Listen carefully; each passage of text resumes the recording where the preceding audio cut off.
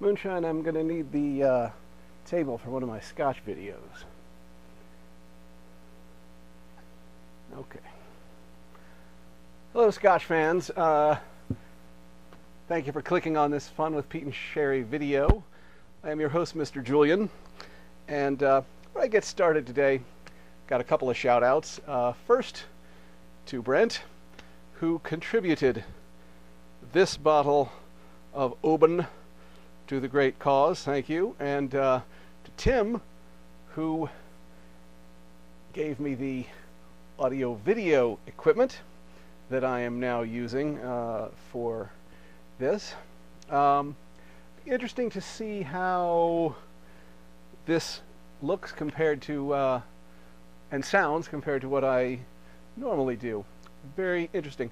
This is, I should say, my second attempt at getting this review done, and Tipsy had enough after the first one, so Moonshine is sitting in. Okay, let's talk about Oban. It is pronounced Oban, by the way, like open, but with a B instead of a P. And this is a 14-year-old Highland Scotch. The town of Oban is in the Western Highlands. It's a pretty big town, and the distillery, as I understand, is actually pretty small. So it produces, though, a very nice spirit. One that is moderately smoky. I guess I should say lightly smoky. If you think of it going in as a smoky Scotch, you're going to be disappointed. But if you think of it as if it were a totally non-smoky Scotch, you'll definitely notice that the smoke is there. Let's see what we get here. Certainly pick up some dried fruit at the top of the bottle. Let's spread it around a little.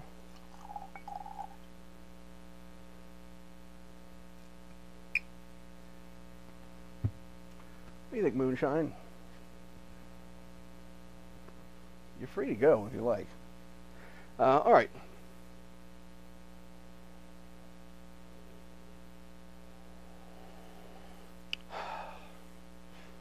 Do pick up a little smoke, also salt.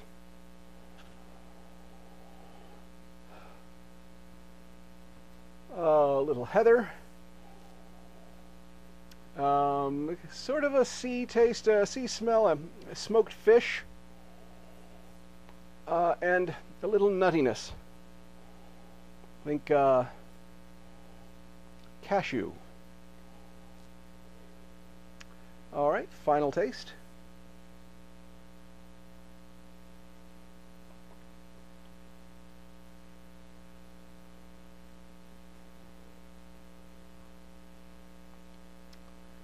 Subtle.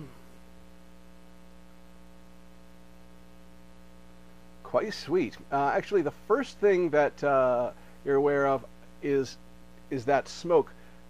Little bit of smoke, and then it's sort of quickly overwhelmed by this big dried fruit taste.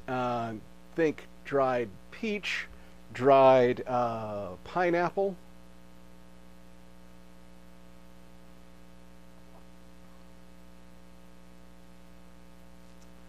But subtle as it extends. Think honeysuckle, and once the fruit starts to settle down,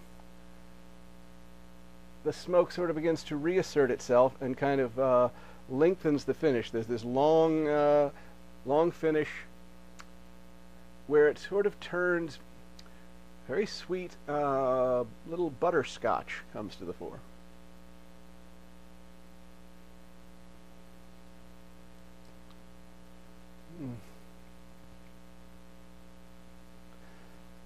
Very nice, very nice. And again, fairly delicate. It doesn't hit you over the head with any huge flavors. It just kind of waits for you to come to it. A Scotch like this does really welcome interpretation. and a conscious effort to sort of decipher it. I think it grows with the effort to do that. Oh, are you coming? Anyway, so as with I generally point out with the more delicate scotches, little bit of age is very much preferable. There you are, Tipsy. I knew you'd come back. 14 years on the Oban, that's good. I was talking about the Dalwhinnie last week, how very delicate, even more delicate, and that the youngest expression is 15. Those things are very important, and again, you know, the very delicate 10-year-old Glenmorangie, just too young. But that's a great Scotch if you have it in the 18-year-old variety. So I have wanted to try the 18-year-old Oban, and I could have at Whisky Fest. It was on my list, but there were so many things going on, I never made it to that table. That's actually pretty easy to have that happen. And then after an hour or so, it's just kind of like, who really cares?